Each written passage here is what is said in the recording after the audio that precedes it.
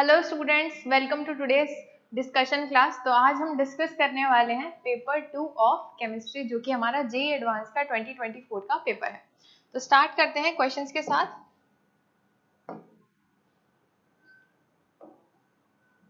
तो जो हमारा पहला सेक्शन है, इसमें हमारे पास 4 क्वेश्चंस है, सभी के एमसीक्यू टाइप है, तो एक ही ऑप्शन करेक्ट होगा। तो सबसे पहला क्वेश्चन क्या कह रहा है, according to Bohr's model the highest kinetic energy is associated with the electron. तो बिल्कुल ही सिंपल क्वेश्चन है, डायरेक्ट फार्मूला बेस्ड है। काइनेटिक एनर्जी का हम लोगों को फार्मूला लगा लेना है।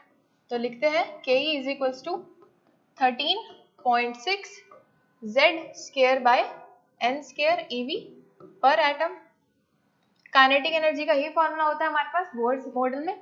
तो Z जो यहाँ पर होगा क्या होता है, वो एटॉमिक नंबर, N जिस भी ऑर्बिट में हमारा इलेक्ट्रॉन प्रेजेंट है। तो एक एक करके सभी के लिए 13.6 तो देखो सबके लिए सेम रहेगा, सिर्फ वेरी क्या करेगा Z² / N² की वैल्यू। तो एक एक करके सभी के लिए देखते हैं। फर्स्ट ऑर्बिट में है H एटम, तो Z तो इसके लिए 1 ही होगा, एटॉमिक नंबर 1, और फर्स्ट ऑर्बिट में है तो नीचे भी 1। सेकंड देखते हैं बी पार्ट के लिए।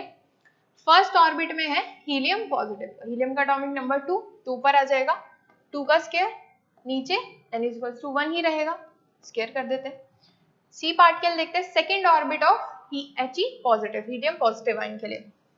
तो ऊपर 2 का स्क्वायर, z = 2 ही रहेगा, नीचे जब हम लिखेंगे n = 2 तो ये पूरा कैंसिल आउट ही हो जाएगा, तो हम 1 भी लिख सकते हैं। फिर देखते हैं second orbit of Li2 positive, तो Li का एटॉमिक नंबर 3 का स्क्वायर कर देते हैं। सेकेंड ऑर्बिट बोला यानी कि n = 2, तो नीचे 2 का स्क्वायर कर देते हैं। ये कुछ आएगा हमारे पास 9/4, और ये आ जाएगा 4, फिर आ जाएगा ये भी कैंसिल होके 1 ही आना है हमारे पास। तो अगर हम सभी फैक्टर्स में से देखें तो B का जो हमारे पास Z² / N² का रेशियो वो सबसे ज्यादा है, दैट इज 4। तो जब हम इसे 4 को 13.6 से मल्टीप्लाई करेंगे तो हाईएस्ट काइनेटिक एनर्जी जो आएगी हमारी वो बी ऑप्शन के लिए आएगी, that is for first orbit of He positive ion. तो ये था फर्स्ट क्वेश्चन का सोल्यूशन। नेक्स्ट पर चलते हैं। नेक्स्ट क्या कह रहा है, in a metal deficient oxide sample, आपको एक सैंपल दिया है जिसमें क्या बताया है कि M के हमें नंबर ऑफ एटम्स नहीं पता, हमें गिवन है कि X number of atoms M के यूज हुए हैं, Y के 2 हैं एंड O के 4 हैं। M and Y are metals, M is present in both +2 and +3 oxidation state. तो M दोनों ऑक्सीडेशन स्टेट्स में प्रेजेंट है, +2 भी और +3 भी। फिर बोला है कि Y तो +3 में ही है, Y +3 में ही है। Next, if the fraction of M2 positive ions present in M is 1/3। तो हमें क्या बोला है कि जो 2 पॉजिटिव वाले ऑक्सीडेशन स्टेट में M के आयंस होंगे वो 1/3 या फिर 1/3 होंगे टोटल M के। और ऑक्सीजन का हमें पता है कितना होता है, -2 ही होता है, तो टोटल कर लेते हैं, ऊपर -8 आ जाएगा, ये आ जाएगा +3 × 2, तो ये आ जाएगा +6। चाहे तो हम ऐसे भी निकाल सकते हैं या फिर हम लेट कर सकते हैं कि हम मान लेते हैं कि M के जो आयंस हैं हमारे पास प्रेजेंट +2 वाले, हम मान लेते हैं कि जो +2 स्टेट में होंगे वो A एटम्स होंगे। A एटम्स किस में प्रेजेंट है, +2 में। टोटल कितना है, टोटल है X, तो X - A करेंगे, बचे हुए किसके, बचे हुए चले जाएंगे +3 स्टेट के, बचे हुए चले जाएंगे +3 स्टेट के। और क्या क्या गिवन है हमें, और आ जाएगा +3 ऑक्सीडेशन स्टेट में Y के 2 हैं, और -2 ऑक्सीडेशन स्टेट में हमारे पास ऑक्सीजन के 4 एटम्स हैं। तो ये इक्वेशन कुछ इस तरह से बन जाएगी हमारे पास। और क्या इन्फॉर्मेशन गिवन है, एक तो ये इक्वेशन हो गई जिसे हम सॉल्व कर सकते हैं, लेकिन यहाँ पर 2 वेरिएबल्स है X और A। अब हमें X और A का रिलेशन निकालना है। तो X और A का रिलेशन क्या है, क्या दिया है हमें कि M2 पॉजिटिव आयन जो है वो 1/3 है M के, यानी कि टोटल के 1/3 है। तो हमने 2 पॉजिटिव वालों को क्या माना है, A माना है। तो A = 1/3 ऑफ X, जो कि टोटल M के नंबर ऑफ एटम्स है। तो यहाँ से अगर हम इसे सॉल्व करें, 2A + 3X - 3A + 6 - 8 = 0।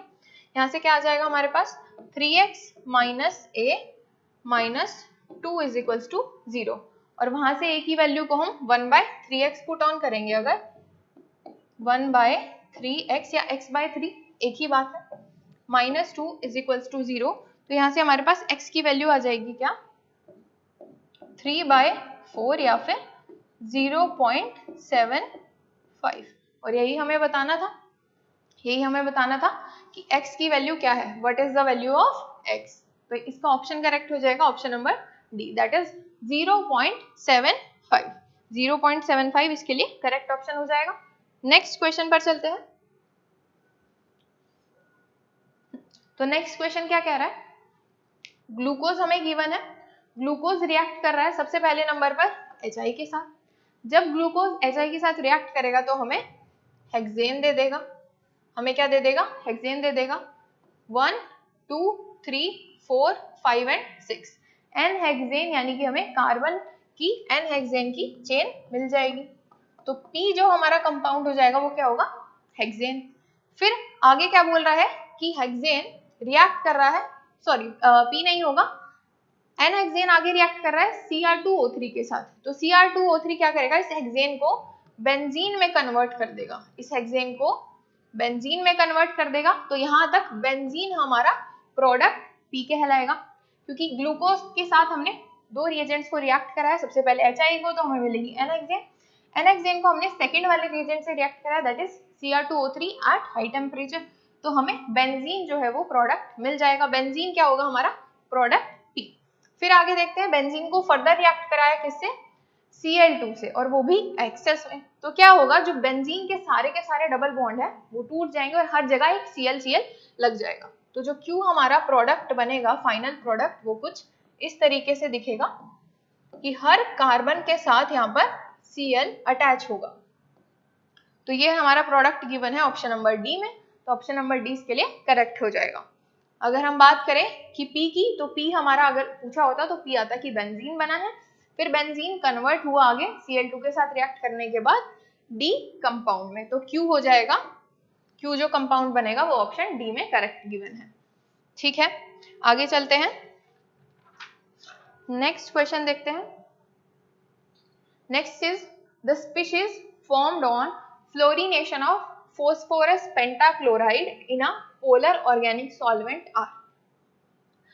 तो इसकी तो डायरेक्ट रिएक्शन है कि जो PCl5 फ्लोरिनेशन करने पर किस में कन्वर्ट होता है, तो इसके लिए हमारा ऑप्शन बी करेक्ट हो जाएगा। जब भी PCl5 रिएक्ट करेगा फ्लोरिनेशन में, तो वो कन्वर्ट होगा हमारे पास इन दो कंपाउंड्स में, तो इसके लिए ऑप्शन बी करेक्ट हो जाएगा। जो हमारा फर्स्ट वाला प्रोडक्ट है, ये कलरलेस क्रिस्टल्स होते हैं, दीज आर कलरलेस क्रिस्टल्स। और जो यहाँ सेकेंड कंपाउंड फॉर्म हो रहा है, इसके व्हाइट क्रिस्टल्स होते हैं, इसके व्हाइट क्रिस्टल्स होते हैं। तो क्वेश्चन नंबर 4 के लिए हमारे पास ऑप्शन बी करेक्ट है। नेक्स्ट क्वेश्चन पर चलते हैं। नेक्स्ट क्वेश्चन देखते हैं आगे। यस, क्वेश्चन नंबर 5 क्या कह रहा है, an aqueous solution of hydrazine, that is N2H4, is electrochemically oxidized by OH, thereby releasing chemical energy in the form of electrical energy. One of the products generated from the electrochemical reaction is N2। तो जब इसने reaction की तो एक product हमें मिला क्या, N2। Reaction लिखकर देखते हैं, तो ये हमें हाइड्राजीन गिवन है, दैट इज N2H4। इसने रिएक्ट किया OH नेगेटिव आयंस के साथ और हमें क्या दे दिया, हमें दे दिया N2 प्रोडक्ट हमें दे दिया। बाकी बचा किस में कन्वर्ट हो जाएगा, वाटर में। अगर हम इसे बैलेंस करें तो कुछ इस तरह से हमारी रिएक्शन होगी। अभी ऑब्वियसली सेल में रिएक्शन हो रही है तो एक एनोड पर होगी और एक कैथोड पर होगी। अगर हम ध्यान से इस रिएक्शन को देखें तो यहाँ पर नाइट्रोजन जो है वो -4 से 0 में कन्वर्ट हो रहा है, यानी कि लॉस ऑफ इलेक्ट्रॉन हो रहा है, यानी कि यहाँ पर ऑक्सीडेशन हो रही है। यहाँ पर क्या हो रही है, यहाँ पर ऑक्सीडेशन हो रही है बच्चों, और ऑक्सीडेशन कहाँ पर होती है, हमेशा एनोड पर होती है। तो ऑक्सीडेशन कहाँ पर होगी, एनोड पर होगी, ठीक है। तो पहली रिएक्शन हमें मिल गई जो कि एनोड पर हो रही है ऑक्सीडेशन। अब दूसरी जो रिएक्शन होगी वो कहाँ पर होगी, कैथोड पर होगी। किसकी होगी, रिडक्शन रिएक्शन होगी हमारी कैथोड पर। रिडक्शन रिएक्शन होगी कहाँ पर, कैथोड पर। अब आगे देखते हैं कि ऑप्शन कौन कौन सा करेक्ट होगा। फर्स्ट कह रहा है कि OH negative ions react with N2H4 that is hydrazine at anode to form N2 gas and water releasing 4 electrons to the anode। बिल्कुल सही बात है। अभी अभी हमने देखा कि जो हाइड्रोजन गिवन था वो कन्वर्ट हुआ N2 में। क्वेश्चन ने हमें ये बात बताई है कि हाइड्रोजन कन्वर्ट हुआ N2 में। हमने जस्ट रिएक्शन बना करके देखी, हमने ऑब्जर्व किया कि ऑक्सीडेशन है या रिडक्शन है। हमें पता चला, इलेक्ट्रॉन्स को चेक किया जब हमें, तो हमें पता चला कि ऑक्सीडेशन रिएक्शन हो रही है। ऑक्सीडेशन हो रही है यानी कि एनोड पर होगी। तो इतना हमने पता लगा लिया रिएक्शन से। तो ए ऑप्शन इसके लिए करेक्ट हो जाएगा। बिल्कुल सही बात कह रहा है कि ऑक्सीडेशन एनोड पर होगी, N2H4 कन्वर्ट होगा N2 में। सेकंड पढ़ते हैं, कह रहा है कि at cathode N2H4 breaks to N2। तो ये तो गलत है क्योंकि ये तो एनोड पर हो रही है ऑक्सीडेशन रिएक्शन, तो बी तो गलत है। थर्ड ऑप्शन को चेक करते हैं, at cathode molecular oxygen gets converted into OH negative. बिल्कुल सही बात है कि कैथोड पर जो O है वो कन्वर्ट हो रहा है OH, मॉलिक्यूलर ऑक्सीजन जो है वो कन्वर्ट हो रही है OH में। बिल्कुल सही बात है। एनोड पर हमारी ये रिएक्शन हो रही है और कैथोड पर हमारी ऑक्सीजन की रिएक्शन हो रही है। डी देखें तो oxides of nitrogen are majorly by product. तो हमें दिख रहा है कि यहाँ पर नाइट्रोजन की कोई भी ऑक्साइड का बाय प्रोडक्ट हमें नहीं मिल रहा है। तो डी ऑप्शन भी रॉन्ग है। तो इसके लिए करेक्ट 2 ऑप्शंस होंगे, option number A and option number C. ठीक है, आगे चलते हैं, नेक्स्ट क्वेश्चन देखते हैं। तो एक हमें रिएक्शन गिवन है, हमें रिएजेंट्स का पता लगाना है। अगर हम ध्यान से देखें तो जो रिएक्टेंट है और प्रोडक्ट है उसमें क्या क्या डिफरेंस है, अगर हम देखेंगे कौन सा ग्रुप कहाँ पर चेंज हुआ, तभी हम रिएजेंट्स को आइडेंटिफाई कर पाएंगे कि इससे यहाँ पर पहुंचने में मुझे क्या रिएजेंट की हेल्प लगेगी।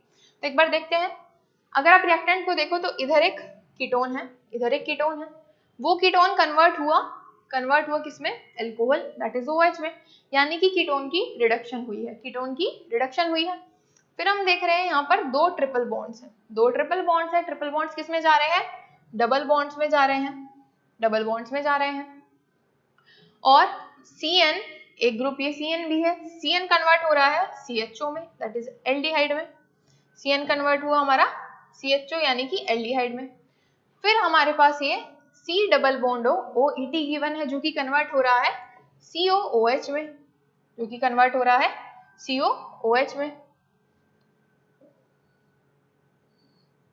और देखते हैं और क्या चेंज हुआ। यहाँ पर एक और ग्रुप लगा हुआ है हमारे पास, that is CH3 C double bond O। तो ये ग्रुप भी किस में कन्वर्ट हो रहा है, ये भी कन्वर्ट हो रहा है OH में। अब हम अगर ध्यान से देखते हैं तो हमें क्या दिख रहा है कि जो फर्स्ट है कीटोन ग्रुप वो रिड्यूस हो रहा है अल्कोहल में। इधर भी हमें एस्टर की क्या देखने को मिल रही है, हाइड्रोलिसिस देखने को मिल रही है कि हाइड्रोलाइज होकर इधर OH में कन्वर्ट हो गया। अगर हम यहाँ देखें तो यहाँ पे OET जो ग्रुप है वो भी हाइड्रोलाइज होकर के निकल गया और यहाँ पर कार्बोक्सिलिक एसिड बन गया। ट्रिपल बॉन्ड कन्वर्ट हो गया डबल बॉन्ड में, और जो CN साइनाइड ग्रुप था वो कन्वर्ट हो गया एल्डिहाइड दैट इज CHO में। अब हम देखते हैं कि कौन कौन से रिएजेंट्स यूज हो सकते हैं। तो सबसे पहले तो डबल बॉन्ड O की रिडक्शन करनी है आपको, OH में रिडक्शन करनी है, तो कीटोन्स की रिडक्शन के लिए हम क्या यूज करते हैं, देखते हैं यहाँ पर NaBH4 हम यूज कर सकते हैं, सही गिवन है। लिंडलार्स कैटलिस्ट हमें पता है ट्रिपल बॉन्ड से डबल बॉन्ड में कन्वर्ट कर देता है। और क्या क्या गिवन है, SnCl2HCl जो कि स्टीफेंस रिडक्शन का रिएजेंट है, यानी कि CN को कन्वर्ट कर देगा इमीन में। इमीन को आगे हमें हाइड्रोलाइज करना पड़ेगा एल्डिहाइड में। ठीक है, तो हाइड्रोलिसिस के लिए हमारे पास H3O पॉजिटिव यानी कि वाटर भी गिवन है। तो अब देखते हैं सीक्वेंस क्या रहेगा, कौन कौन सा रिएजेंट पहले आएगा और कौन कौन सा बाद में।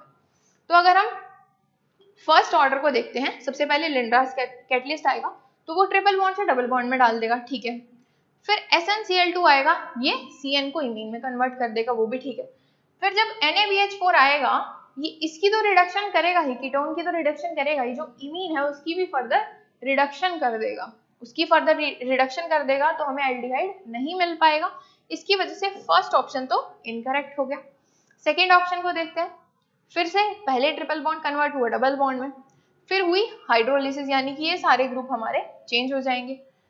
फिर अगेन ये देखो ऊपर भी यही मिस्टेक थी, क्या कि हमने CN की रिडक्शन की और फर्दर फिर उसकी और रिडक्शन हो गई, तो वो तो हमें सीक्वेंस चाहिए ही नहीं। C एंड D को चेक करते हैं। सबसे पहले रिडक्शन करा दी हमने, रिडक्शन हमने सबसे पहले करा दी, यानी कि कीटोन कन्वर्ट हो गया होगा अल्कोहल में, ठीक है, बिल्कुल ठीक है। उसके बाद हमने रिडक्शन कराई किसकी, CN ग्रुप की, CN की रिडक्शन हो गई, वो भी ठीक है। फिर हाइड्रोलिसिस होगी तो ये कन्वर्ट हो जाएगा CHO में, ये भी कन्वर्ट हो जाएगा कार्बोक्सिलिक एसिड में, ये भी कन्वर्ट हो जाएगा अल्कोहल में। तो हाइड्रोलिसिस से ये तीन ग्रुप हमारे कन्वर्ट हो जाएंगे। लास्ट में बचेगा, सबसे पहले हम कीटोन को तो कन्वर्ट कर ही चुके हैं अल्कोहल में, और लास्ट में बचेगा लिंडलार्स कैटलिस्ट जो कि ट्रिपल बॉन्ड को डबल बॉन्ड में कन्वर्ट कर देगा। तो जो रिएक्शन रिएजेंट्स का सीक्वेंस है C ऑप्शन में, वो बिल्कुल करेक्ट है। अब चेक करते हैं ऑप्शन D को।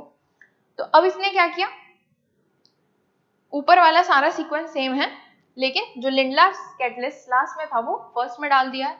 तो अब ट्रिपल बॉन्ड पहले कन्वर्ट हो जाएगा डबल बॉन्ड में, और बाकी की जो पहले होगी फिर रिडक्शन कीटोन की अल्कोहल में, और जो बाकी का प्रोसेस है वो लास्ट में। तो बिल्कुल करेक्ट है option number C and D।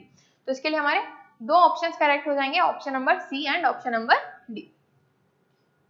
Next question पर चलते हैं। नेक्स्ट क्वेश्चन देखते हैं।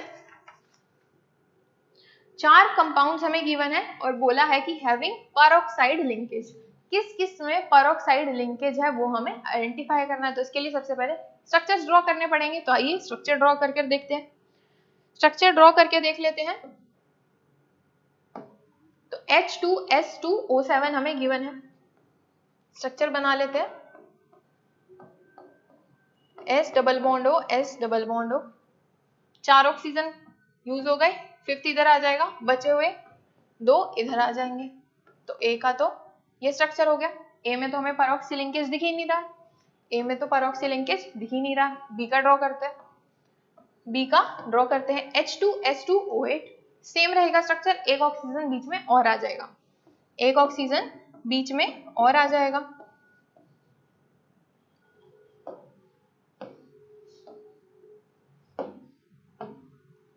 SO, फिर O से बॉन्ड होगा और फिर S एटम से बॉन्ड होगा। तो H2S2O8 में हमें दिख रहा है कि यहाँ पर पेरोक्सी लिंकेज अवेलेबल है। तो एक तो B कंपाउंड, ऑप्शन बी में जो कंपाउंड है वो करेक्ट हो जाएगा। C को चेक कर लेते हैं। फिर C को चेक कर लेते हैं। H2S2O5 गिवन है, H2S2O5 गिवन है, तो 2 S एटम ड्रॉ कर लेते हैं।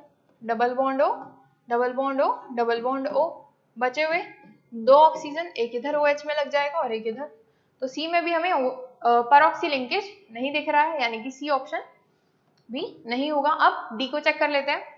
ऑप्शन नंबर D में जो कंपाउंड गिवन है, D को चेक कर लेते हैं। तो D में क्या गिवन है, H2SO5, तो एक ही S एटम है, एक ही S एटम है हमारे पास।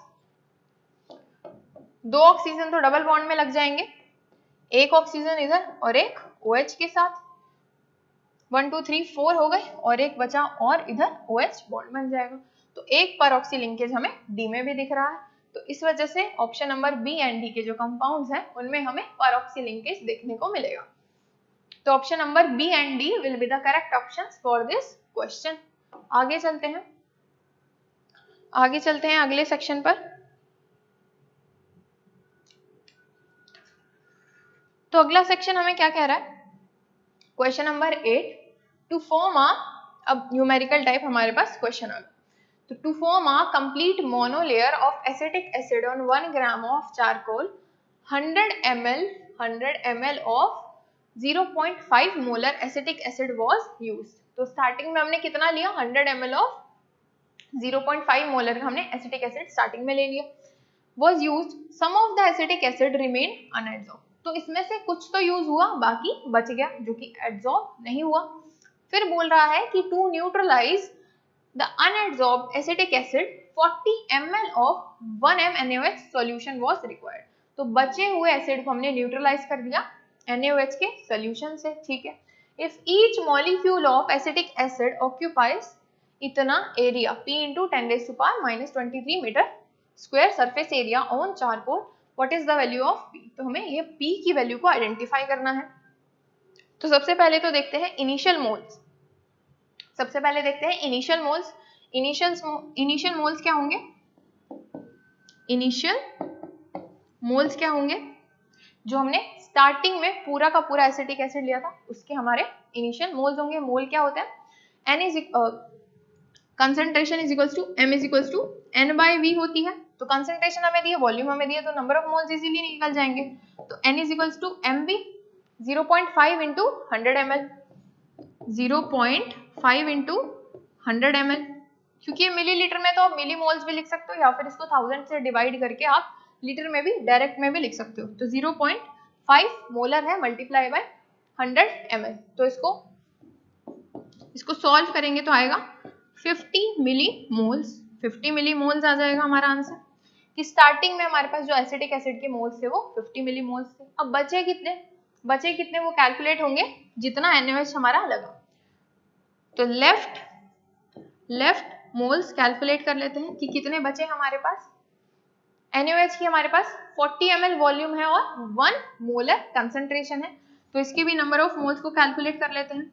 40 ml वॉल्यूम इंटू 1 मोलर, जो भी इसकी मोलैरिटी है, इसको मल्टीप्लाई करेंगे तो आ जाएगा हमारे पास 40 मिलीमोल्स। 40 मिलीमोल्स आ जाएगा। अब देखो इनिशियल है और बच गए कितने, तो यूज्ड कितने वो हम कैलकुलेट कर सकते हैं इजीली। यूज्ड एसिटिक एसिड के कितने मोल्स यूज हुए होंगे, इनिशियल माइनस जो भी बच गया। तो 50 माइनस 40 करोगे तो बचेगा 10 मिलीमोल्स। क्या बचेगा? 10 मिलीमोल्स। अब आपको पूछा है सरफेस एरिया। तो सरफेस एरिया कैसे निकाल सकते हैं? Total area upon number of molecules. Surface area कैसे निकाल सकते हैं कि कितना सरफेस एरिया लिया एसिटिक एसिड ने चारकोल पे एब्जॉर्ब होने के लिए। तो कैसे कैलकुलेट करेंगे? टोटल एरिया हमें दिया हुआ है यहाँ पर, सरफेस एरिया ऑफ चारकोल। तो टोटल एरिया हमें गिवन है क्वेश्चन में 1.5 इंटू 10⁻²। डिवाइड कर देंगे कि जो ये एसिटिक एसिड है इसने कितना एरिया कवर किया। तो नंबर ऑफ मोल्स, क्योंकि पूरा का पूरा मॉलिक्यूल था, तो number of moles into Na करेंगे, दैट इज एवोगैड्रो नंबर। तो नंबर ऑफ मोल्स है हमारे पास 10 मिली मोल्स। 10 मिली मोल्स को मोल्स में कन्वर्ट कर देंगे तो हमारे पास आ जाएगा 0.1 आ जाएगा। आगे चलते हैं, एवोगैड्रो नंबर से मल्टीप्लाई करेंगे 6.023 इंटू 10⁻⁻23। तो यहाँ पर 23 आएगा, ऊपर जाएगा तो ये माइनस में हो जाएगा। तो हमें -23 को तो एज इट इज रखने के लिए बोला है, इसको हम ऊपर भेज देते हैं। तो -23 को तो एज इट इज रखने के लिए बोला है। ये जो कैलकुलेशन होगी हमारी सिर्फ इसी पार्ट से होगी, 10⁻23 एज इट इज ऊपर चला जाएगा। तो जब हम इसकी कैलकुलेशन करते हैं तो हमें क्या मिलता है 2500 इंटू 2500, ये आ जाता है हमारा सरफेस एरिया।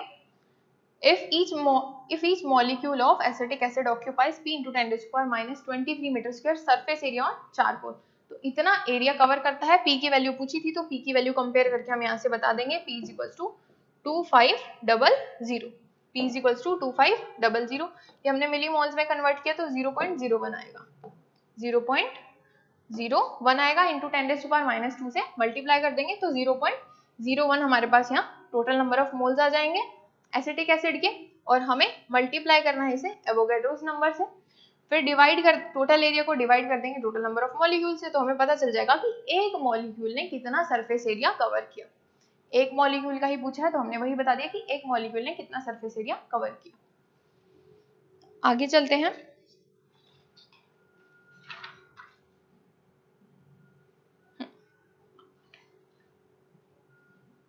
नाइन्थ क्वेश्चन क्या कहता है, vessel 1 contains W2 gram of a non volatile solute. तो हमारे पास एक वेसल है जिसमें कि W2 gram of non volatile solute है। तो सॉल्यूट कितना है W2 gram, dissolves in W1 gram of water. Water कितना है W1 ग्राम। W1 ग्राम क्या है वाटर है। फिर एक दूसरी वेसल है vessel 2 contains W2 gram of another non volatile solute. तो इसमें भी बराबर सॉल्यूट है, जितना पहले में है W2 उतना ही इसमें है, और वाटर भी सेम है, dissolved in W1 gram of water, तो वाटर भी सेम है, तो लिख देते हैं W1 gram of water, water भी सेम है। Both the vessels are at same time at the same temperature and pressure, दोनों सेम टेम्परेचर और सेम प्रेशर पर हैं। आगे क्या कह रहा है, दोनों में रिलेटिविटी दी है कि molar mass of X is 80% of that of Y, कि जो M का मास है सॉरी X का mm है, यानी कि जो मोलर मास है वो कैसे रिलेट कर रहा है, 80% ऑफ दैट ऑफ Y। दूसरा देखते हैं, the went Hoff factor for X is 1.2 times of Y।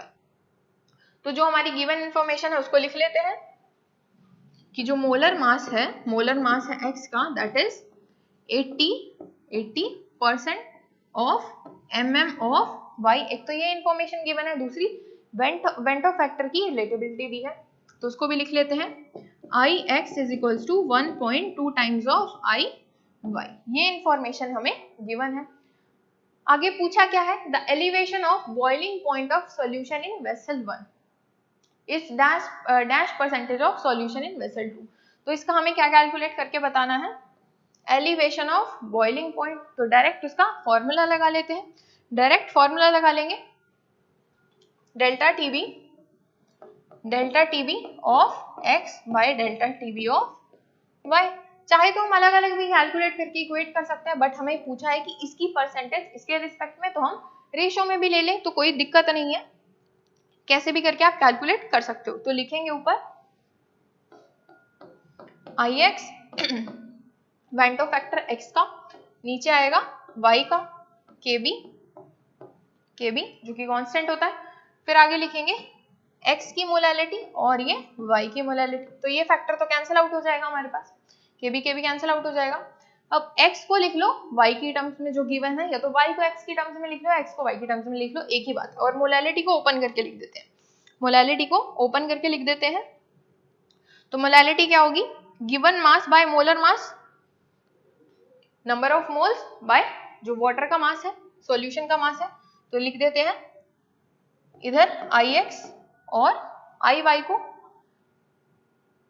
Ix is equals to, इसको इसकी टर्म में लिख लेते हैं, ज्यादा इजी रहेगा हमारे लिए। तो Ix is equals to 1.2 Iy, और नीचे तो है ही Iy, तो Iy से Iy कट जाएगा, van't Hoff factor of y cancel out हो जाएगा दोनों जगह।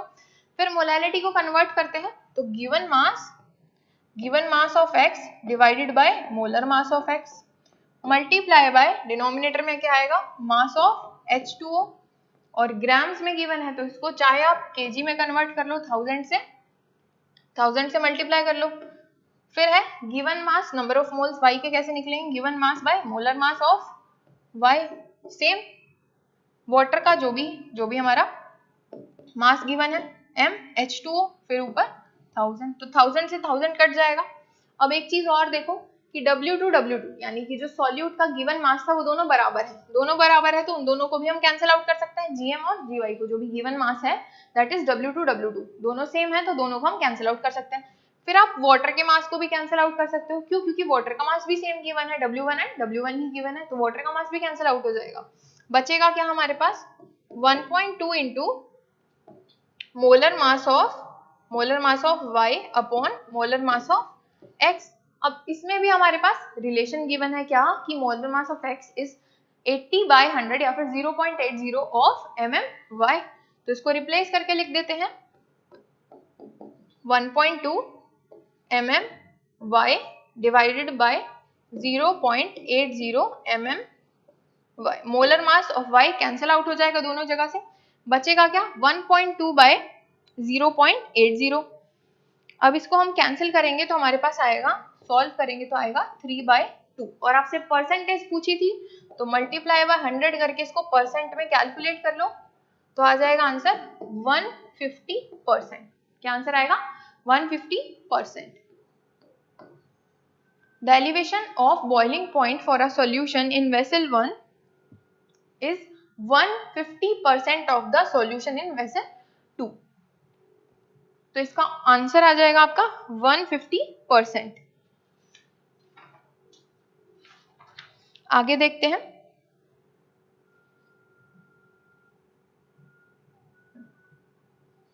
तो नेक्स्ट क्वेश्चन में क्या गिवन है, for a double strand DNA one strand is given below. तो डीएनए हमें पता है डबल स्ट्रैंडेड होता है, उसमें से एक स्ट्रैंड का स्ट्रक्चर आपको यहाँ पर गिवन है। The amount of energy required to split the double stranded DNA into two single strand is. तो इसको हमें सिंगल स्ट्रैंड में कन्वर्ट करना है, तो बीच के जितने भी हाइड्रोजन बॉन्ड्स होंगे उसे हमें तोड़ना पड़ेगा। हमें पता है ए कनेक्ट होता है किससे, ए कनेक्ट होता है टी से with double bond, G connect होता है सी से विद ट्रिपल बॉन्ड। ऐसे ही हम सबका लिखते जाएंगे तो पूरा का पूरा सीक्वेंस बन जाएगा डीएनए का डबल स्ट्रैंड का।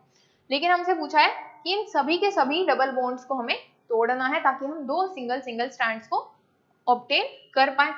और हर हाइड्रोजन बॉन्ड के टूटने की एनर्जी भी हमें गिवन है। एवरेज एनर्जी पर hydrogen bond for 80 base pair, 80 के लिए इतनी है 1 किलो कैलोरी पर मोल, और जीसी के लिए कितनी है 1.5 किलो कैलोरी पर मोल। तो हमें करना क्या है, सिंपल, सबसे पहले नंबर ऑफ 80 पेयर्स को काउंट करते हैं, 1 2 3 4 5 एंड 6। तो टोटल हमारे पास 680 पेयर्स हैं, 680 पेयर्स हैं, और एक पेयर में दो हाइड्रोजन बॉन्ड है, यानी कि इनके तो हो गए टोटल 12 बॉन्ड्स, टोटल हो गए इनके 12 हाइड्रोजन बॉन्ड्स, और एक बॉन्ड की एनर्जी है 1, तो हमें 1 ही लगानी पड़ेगी उसे तोड़ने के लिए भी।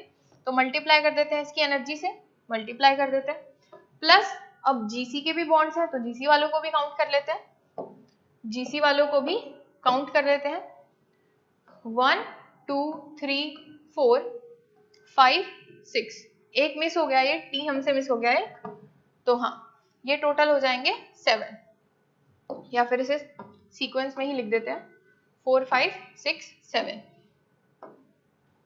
3 4 5 6 7। तो टोटल हमारे पास 7 पेयर्स हैं 80 के, 7 पेयर्स हैं हमारे पास 80 के, और जीसी के कितने पेयर्स हैं अभी हमने देखा 6 पेयर्स हैं हमारे पास, 6 पेयर्स हैं जीसी के, और एक जीसी बॉन्ड में 3 हाइड्रोजन बॉन्ड होते हैं, तो 6 इंटू 3, और एक जीसी बेस पेयर का हाइड्रोजन बॉन्ड तोड़ने के लिए हमें कितनी एनर्जी चाहिए 1.5 की एनर्जी चाहिए। तो इसको सिंपली सॉल्व कर लेंगे, सॉल्व करेंगे तो हमें क्या मिलेगा, अगर हम इसे सॉल्व करेंगे तो मिलेगा आंसर 41 किलो कैलोरी पर मोल, 41 किलो कैलोरी पर मोल हमें एनर्जी मिल जाएगी। तो यहाँ पर ब्लैंक में फिल हो जाएगा 41 किलो कैलोरी पर mole. The amount of energy required to split double strand DNA into two single strand. तो 41 किलो कैलोरी की हमें एनर्जी लगेगी पर मोल के हिसाब से। अगले क्वेश्चन पर चलते हैं, क्वेश्चन नंबर 11। क्वेश्चन नंबर 11 क्या कह रहा है, a sample initially contains only uranium 238 isotope. With time, some of the uranium radioactively decays into Pb, that is lead 206, while the rest of it remains undisintegrated. तो बाकी का बच गया। When the age of the sample is, अब इस sample की हमें as the है कितनी, p into 10⁸ 8 years, the ratio of mass of Pb to that of uranium in the sample is found to be 7। तो दोनों के मासेस का हमें रेशियो दिया है, हमें बतानी है पी की वैल्यू, तो देखते हैं रिएक्शन किस हिसाब से बनेगी हमारी, रिएक्शन किस हिसाब से बनेगी, रिएक्शन देखते हैं। U से कन्वर्ट हुआ Pb में, U कौन सा आइसोटोप है हमारे पास 238 U 238 आइसोटोप गिवन है, और Pb का हमारे पास 206 आइसोटोप गिवन है। अब अगर देखें इनिशियली U मान लेते हैं कि X था, X अमाउंट में U प्रेजेंट था, तो Pb तो बिल्कुल भी 0 ही था, बिल्कुल भी नहीं बना था।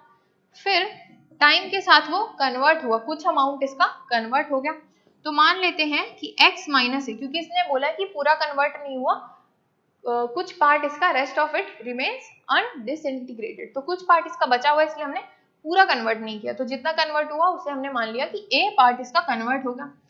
जितना इसमें से खत्म हुआ उतना ही तो पीबी बनेगा, जितना यूरेनियम में से खत्म हुआ उतना ही पीबी हमारे पास बन करके रेडी हो जाएगा। तो अगर हम इसके मास रेशियो को कंपेयर करते हैं, मास रेशियो को हम कंपेयर करते हैं तो कितना लिख सकते हैं हम,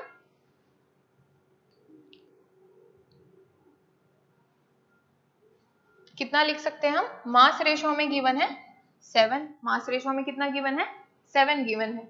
तो फाइनल जो हमारे पास बना, फाइनल जो बना है वो क्या है, फाइनल जो बना है ए अमाउंट में बना है, ए अमाउंट में बना है, कौन बना है, पीबी बना है, तो पीबी के मास से मल्टीप्लाई कर देते हैं। खत्म कौन हुआ है, खत्म कौन हुआ है, यूरेनियम खत्म हो रहा है। कितना खत्म हुआ, एक्स स्टार्टिंग में था, हमने माना कि उसमें से कुछ अमाउंट क्या है उसका कन्वर्ट होगा पीबी में, तो हमने उसको माइनस कर दिया, मल्टीप्लाई करेंगे यूरेनियम के मास से, दैट इज 238। तो हमारे पास मासेस का रेशियो आ जाएगा, जितना विद रिस्पेक्ट टू टाइम के साथ वो कन्वर्ट हो गया पीबी में, उसके रिस्पेक्ट में हमने इसके मास का रेशियो निकाल लिया और हमें गिवन था कितना है 7, फाउंड टू बी 7।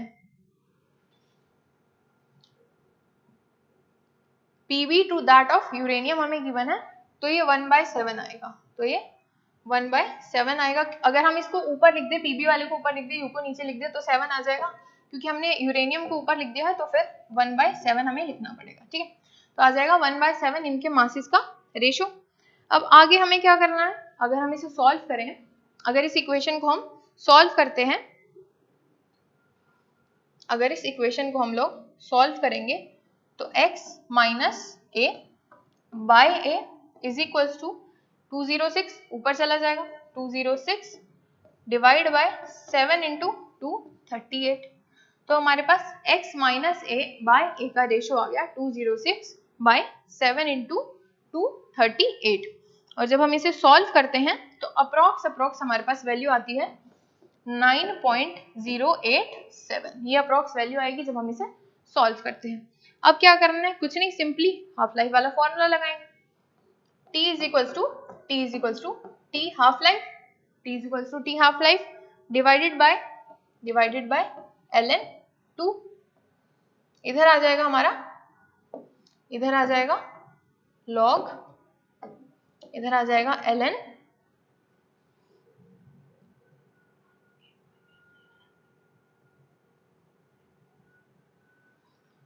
जो हमने इनिशियल वैल्यू ली थी, जो हमने इनिशियल वैल्यू ली थी कितनी थी, हम यहाँ पर ये लिखते हैं ना कि इनिशियल बाय फाइनल, तो वही लिख लेते हैं, हम वही लिख लेंगे, x बाय एक्स माइनस ए, एक्स बाय एक्स माइनस ए हमारे पास इनिशियल वैल्यू आ जाएगी। और यहाँ से भी जब हम इसे डिवाइड करेंगे तो हमारे पास x बाय एक्स माइनस ए की वैल्यू आ जाएगी 9.087। तो सिंपली इस वैल्यू को हम यहाँ पर रिप्लेस कर देंगे, सिंपली इस वैल्यू को हम यहाँ पर रिप्लेस कर सकते हैं। अगर आप इसे ओपन करोगे, अगर आप इसे ओपन करोगे तो यही हमारे पास वैल्यू आ जाएगी। तो यहाँ पर हमने x बाय एक्स माइनस ए को रिप्लेस कर दिया है, और जो हमारे पास गिवन वैल्यूज थी जो की थी टी हाफ लाइफ की, हाफ लाइफ ऑफ यूरेनियम की हमें वैल्यू गिवन थी, तो गिवन वैल्यू को पुट ऑन कर देंगे 4.5 इंटू 10⁹9, log 2 की भी वैल्यू गिवन है हमें 0.693, और इस फैक्टर को तो हमने कैलकुलेट ही कर लिया, तो आ जाएगा log 9.08 समथिंग, 08 यहीं तक लिख लेते हैं। जब हम इसे आगे कैलकुलेट करेंगे तो हमारे पास t की वैल्यू आ जाएगी 143.3 इंटू 10⁸8 ईयर्स। हमारे पास कितनी वैल्यू आ जाएगी, 10⁸8 ईयर्स टाइम पीरियड की वैल्यू आ जाएगी।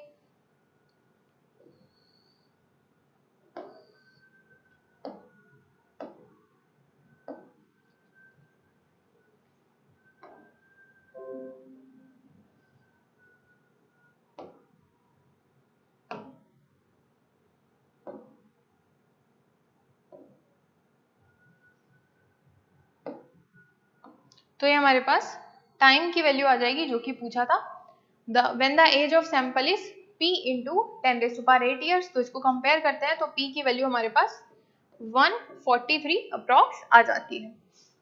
नेक्स्ट क्वेश्चन पर चलते हैं, नेक्स्ट क्वेश्चन देखते हैं। स्ट्रक्चर्स दिए हैं हमें कुछ, और हमें क्या बताना है कि इसमें से टेट्राहेड्रल ज्योमेट्री किस किस की होगी? कुछ हमें कोऑर्डिनेशन के कंपाउंड्स दे दिए हैं और इनमें से हमें बताना है the total number of species which are, कौन कौन से स्पीशीज की यहाँ पर टेट्राहेड्रल ज्योमेट्री हमें ऑब्जर्व होगी। तो एक एक करके सभी को देखते हैं, एक एक करके सभी को देख लेते हैं। सबसे पहला है हमारे पास COCN4, COCN4 4 नेगेटिव, तो इसकी तो टेट्राहेड्रल ज्योमेट्री होगी, टेट्राहेड्रल ज्योमेट्री होगी। नेक्स्ट देखते हैं CO3NO, इस कंपाउंड की भी टेट्राहेड्रल ज्योमेट्री होगी। एक कंपाउंड तो ये हो गया टेट्राहेड्रल ज्योमेट्री वाला। फिर नेक्स्ट है XeF4 तो प्लेनर कंपाउंड होगा। XeF4 क्या होगा? प्लेनर कंपाउंड होगा, स्क्वायर प्लेनर होगी इसकी ज्योमेट्री, तो ये तो इंक्लूड नहीं होगा। नेक्स्ट देखते हैं PCl4 पॉजिटिव, तो इसकी भी टेट्राहेड्रल ज्योमेट्री होगी। PCl4 पॉजिटिव, इसकी भी टेट्राहेड्रल ज्योमेट्री होगी। नेक्स्ट कंपाउंड क्या गिवन है? PDCl4 अगेन स्क्वायर प्लेनर है। यहाँ PCl4 है, यहाँ पर PCl4 है। नेक्स्ट वाले में है PDCl4 और 2 नेगेटिव, तो इसकी क्या होगी? स्क्वायर प्लेनर ज्योमेट्री होगी, इसकी क्या होगी? स्क्वायर प्लेनर ज्योमेट्री होगी। बाकी के कंपाउंड्स देखते हैं। ICl4 negative, again square planar. ICl4 negative again क्या है? स्क्वायर प्लेनर है। फिर देखते हैं CuCN4 3 नेगेटिव, CuCN4 3 नेगेटिव, इसकी भी टेट्राहेड्रल होगी। CuCN4 3 नेगेटिव, इसकी भी क्या होगी? टेट्राहेड्रल ज्योमेट्री होगी। और लास्ट बचा P4 तो हमें पता ही है टेट्राहेड्रल में होता है, P4 तो होता ही टेट्राहेड्रल में है। तो काउंट कर लेते हैं, एक तो P4 हो गया, एक CuCN4 हो गया, और देखते हैं एक तो CuCN4 हो गया, और किसकी है टेट्राहेड्रल? एक ये PCl4 वाले कंपाउंड की है, और ये जो फर्स्ट दो CO के कंपाउंड्स थे हमारे पास, इनकी भी है। तो हमें टोटल जस्ट नंबर बताना था, तो टोटल नंबर आएगा 5, 1 2 3 4 एंड 5। इन 5 कंपाउंड्स की हमारे पास टेट्राहेड्रल ज्योमेट्री होती है। आगे चलते हैं नेक्स्ट क्वेश्चन पर। तो अब देखते हैं क्वेश्चन नंबर 13 को। तो क्वेश्चन नंबर 13 क्या कह रहा है? हमें गिवन है कोई मॉलिक्यूलर फॉर्मूला ऑर्गेनिक कंपाउंड का, दैट इज C6H6O3 हमें गिवन है। अगर हम इसे ड्रॉ कर देखें, बोला क्या गया है कि it gives ferric chloride test देता है, फेरिक क्लोराइड टेस्ट देता है। तो अगर हम इसे ड्रॉ कर देखें तो कुछ इस तरीके से हमारा P होना चाहिए, P हमारा कुछ इस तरीके से होना चाहिए। 3 ऑक्सीजन है, 6 हाइड्रोजन और 6 ही कार्बन है, तो P कुछ इस तरीके से होगा। आगे क्या बोला है कि the compound P reacts with 3 equivalent of NH2OH, 3 equivalent of NH2OH से ये रिएक्ट कर जाएगा। रिएक्ट करेगा तो हमें क्या देगा? क्या कंपाउंड फॉर्म होगा यहाँ पर? NOH। जहां पर ऑक्सीजन जुड़ा था वहां पर अब डबल बॉन्ड पर NOH जुड़ जाएगा, डबल बॉन्ड NOH। ठीक है, आगे क्या बोला है?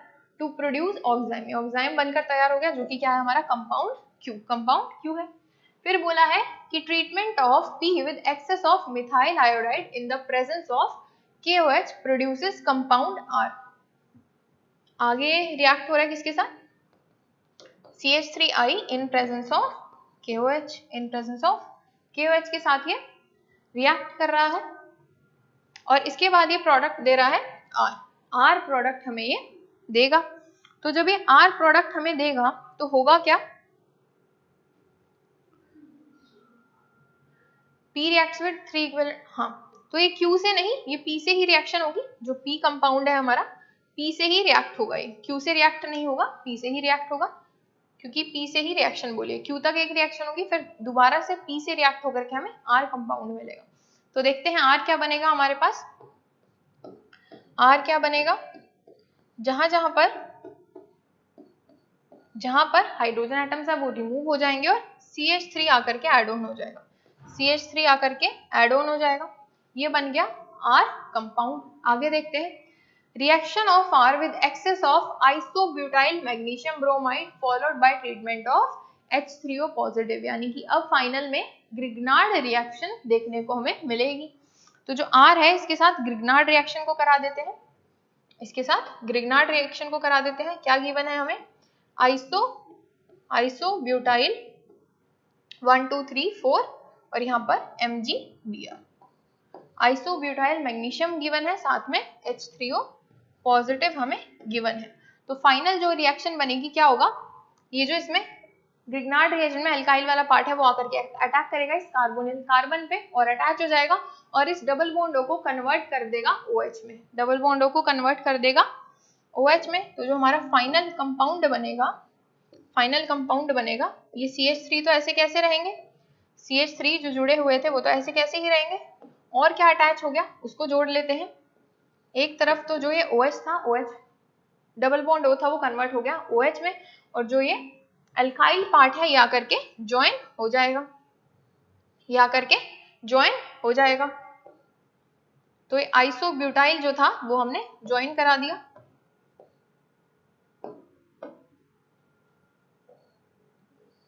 आइसोब्यूटाइल पार्ट आकर के ज्वाइन हो जाएगा इससे, इधर भी ज्वाइन होगा क्योंकि यहाँ पर भी क्या था, यहाँ पर भी डबल बॉन्ड था, कार्बोनिल कार्बन था, इधर भी ज्वाइन हो जाएगा क्योंकि यहाँ पर भी क्या था, कार्बोनिल कार्बन था। तो हमें फाइनली पूछा गया the total number of methyl groups in compound S। तो ये R से क्या बना, S बना, और इसमें हमसे पूछे हैं total number of methyl groups. तो एक एक करके काउंट कर लेते हैं, 1 2 3 4 5 6 तो इसमें है जो ये आइसोब्यूटाइल ज्वाइन किया है कार्बोनिल कार्बन पे, और बाकी के 1 2 3 4 5 6 बाकी के 6 जो CH3I से ज्वाइन हुए थे। तो 6 + 6 टोटल हो जाएंगे 12 कि इस कंपाउंड में जो फाइनल कंपाउंड S है इसमें 12 मिथाइल ग्रुप्स हमारे पास इस पे कंपाउंड में प्रेजेंट है। अगले क्वेश्चन पर चलते हैं, नेक्स्ट क्वेश्चन देखते हैं, क्वेश्चन नंबर 14। तो ये पैराग्राफ क्वेश्चन है, चेक कर लेते हैं क्या गिवन है। An organic compound with molecular formula C9H18O2 आपको गिवन है, decolorizes bromine water and also shows positive iodoform test। Positive iodoform test भी दे रहा है और ब्रोमीन वाटर को डीकलराइज भी कर रहा है।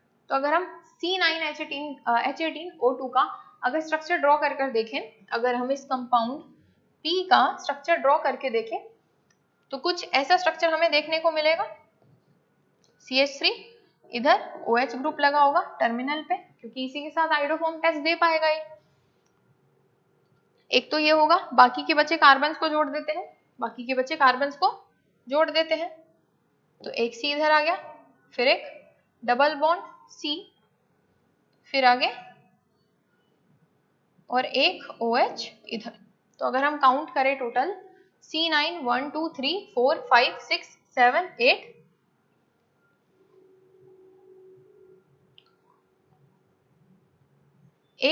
एक कार्बन मिस हो गया, तो इसको यहाँ पर ऐड कर देते हैं कार्बन।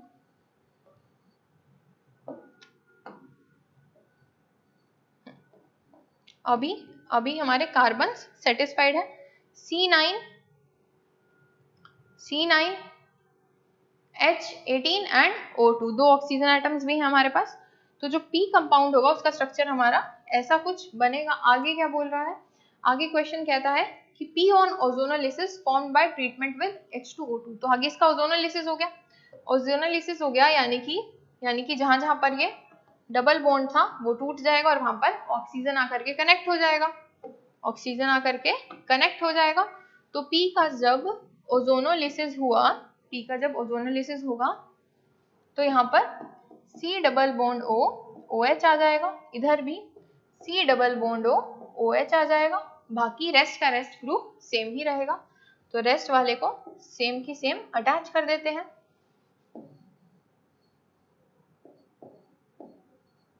रेस्ट बाकी को सेम का सेम अटैच कर देते हैं। अब आगे क्या कह रहा है question, while compound Q shows positive iodoform test, compound जब इसकी ओजोनोलिसिस हुई P की तो हमें दो कंपाउंड्स मिले, एक Q है और एक R है, तो जो Q कंपाउंड है हमारे पास Q कंपाउंड है वो देता है आयोडोफोम टेस्ट पॉजिटिव, यानी कि अगेन वो कौन सा होगा जिसमें टर्मिनल पे CH3OH है, तो इसका नाम दे देते हैं Q और इसका नाम दे देते हैं R, क्योंकि आयोडोफोम टेस्ट नहीं दे पाएगा। तो Q और R हमें पता चल गए। Q and R on oxidation with PCC followed by heating gives SNT। तो जब एक Q और R को हमने PCC से ऑक्सीडाइज किया और फिर हमने हीट किया तो हमें मिले S और T कंपाउंड्स। तो वो S और T कंपाउंड्स हमें क्या देंगे, S और T कंपाउंड्स लिख लेते हैं। सबसे पहले तो जब PCC आएगा यानी कि जो एल्कोहल है इसको ऑक्सीडाइज कर देगा किसमें, अभी कीटोन में ऑक्सीडाइज हो जाएगा, कीटोन में ऑक्सीडाइज हो जाएगा, तो दोनों कंपाउंड्स कीटोन में ऑक्सीडाइज हो जाएंगे। और जब हम इसे हीट करेंगे तो ये जो ग्रुप है हमारे पास C double bond O OH, इसमें से CO2 रिलीज हो जाएगी और हमारे पास बचेगा क्या हमारे पास, एक बचेगा S और एक बचेगा T। तो S और T क्या क्या कंपाउंड होंगे देख लेते हैं। S में से ये C डबल बॉन्ड OH वाला पार्ट चला गया हीटिंग से, तो हमारे पास प्रोपेनॉन कीटोन बचेगा।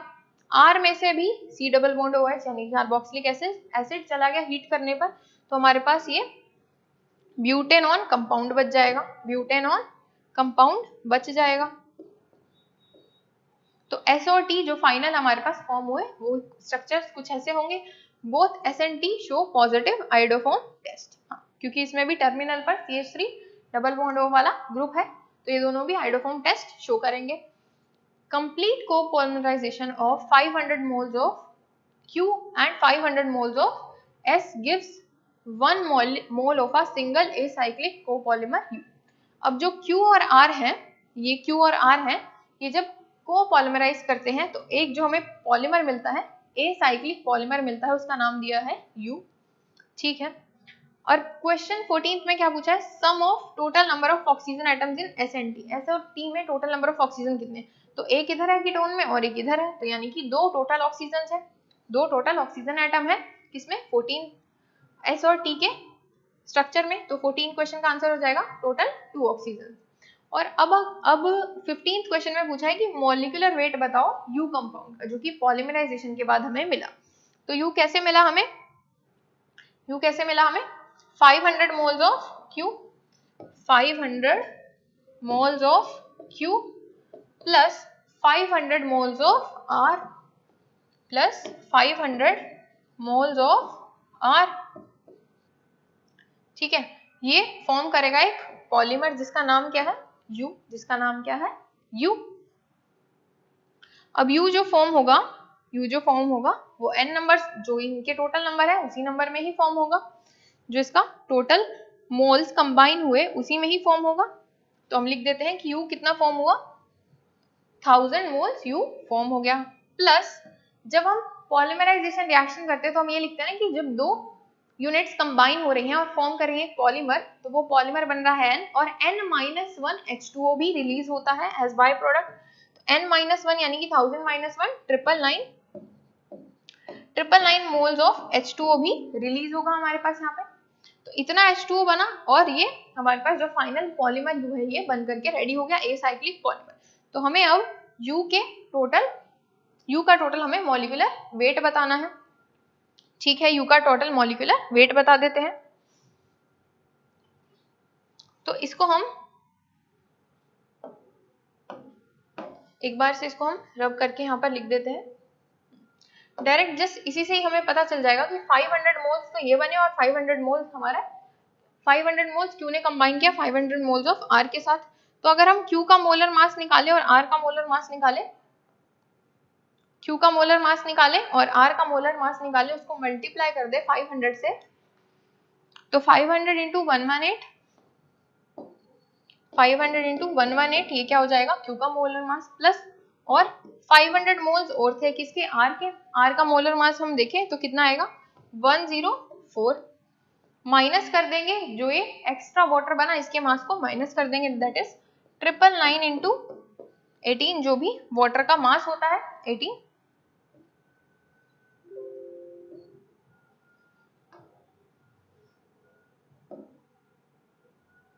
ट्रिपल 9 ×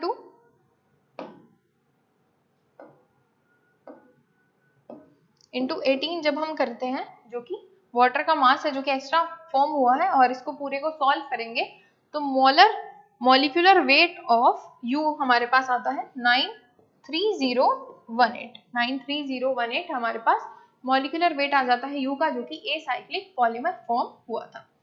आगे देखते हैं। Next again paragraph question given है आपको, क्या बोल रहा है?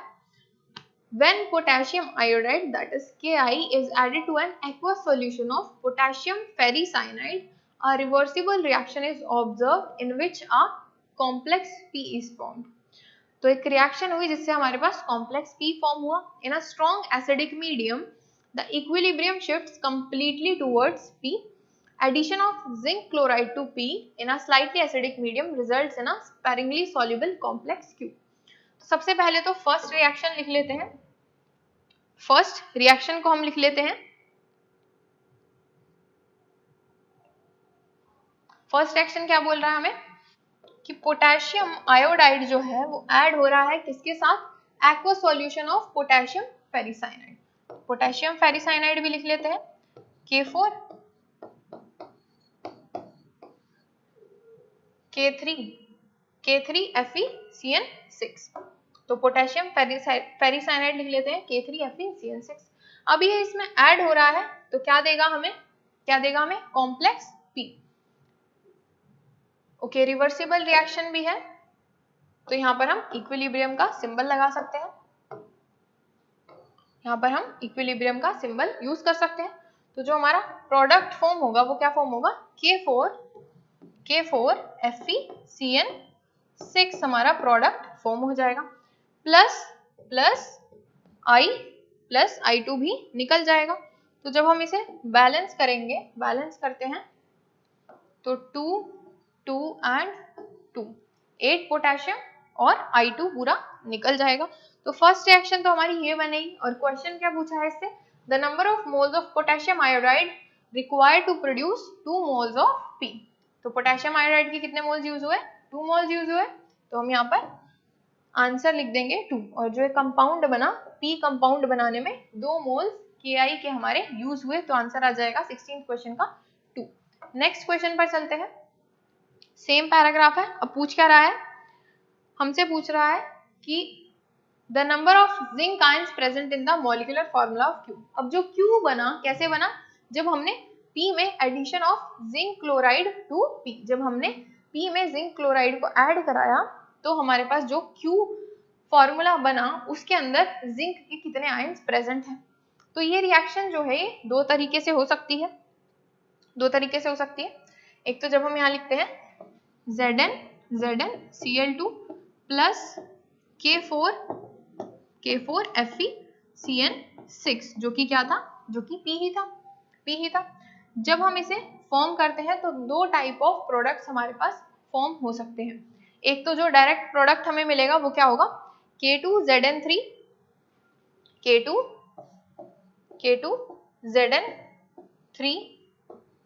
FeCN6 ट्वाइस एक प्रोडक्ट तो हमें ये मिल जाएगा। दूसरा प्रोडक्ट देखते हैं, दूसरा कैसे मिलेगा हमें? दूसरा सेम, जब हम Zn2 पॉजिटिव आयंस या फिर ZnCl2 लिख सकते हो आप, इसमें से यूज कौन होगा? Zn2 पॉजिटिव ही यूज होगा। तो जब वो कंबाइन करेगा इस प्रोडक्ट के साथ जो कि P है, K4 FeCN6 के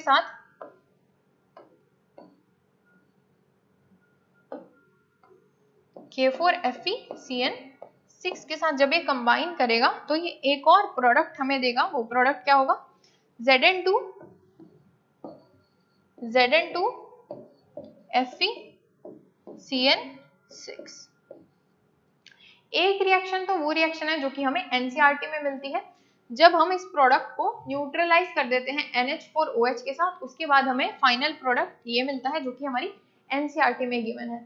वैसे अगर हम देखें कि जब हम इसे स्लाइटली एसिडिक मीडियम में एड ऑन कराते हैं तो हमारे पास प्रोडक्ट ये फॉर्म होता है। तो इसके हिसाब से हमारे पास दो आंसर्स ऑब्टेन होंगे। अगर हम इस प्रोडक्ट को देखें, इसको हम अगर Q माने तो Zn के 3 आयंस हमारे पास यूज होंगे। 3 आयंस हमें दिख रहे हैं, तो zinc ions present in molecular formula इस फॉर्मूला के अकॉर्डिंग टू 3 होंगे। लेकिन अगर हम एनसीईआरटी की रिएक्शन को देखें तो उसके अकॉर्डिंग Zn2 FeCN6 ये Q प्रोडक्ट हमारे पास फॉर्म हो रहा है, तो इसके अकॉर्डिंग इसका आंसर 2 भी हो सकता है। तो both the answers can be possible, depend कर रहा है कि हम कौन से सोर्स को रेफरेंस मान रहे हैं।